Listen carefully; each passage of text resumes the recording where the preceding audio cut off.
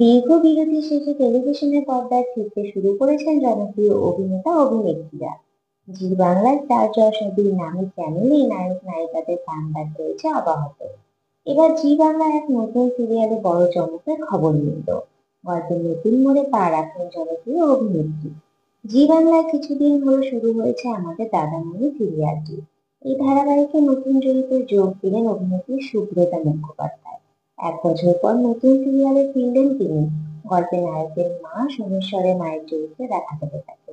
সিরিয়ালে গল্প অনুযায়ী ছোটবেলায় সোমের মা গ্রামের ভুবনেশ্বরী দেবীর গয়না চুরি করে পরপুরুষের সঙ্গে পালিয়ে যায়।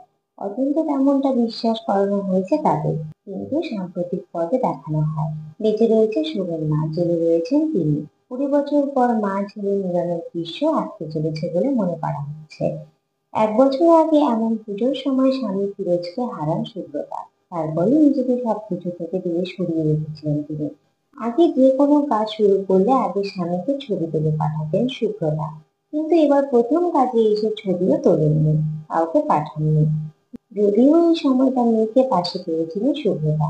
তিনি বলেন, মেয়েই কাজে ফিরতে বলেছিল তাকে। অনেকেই তার ফেরার অপেক্ষায় ছিলেন।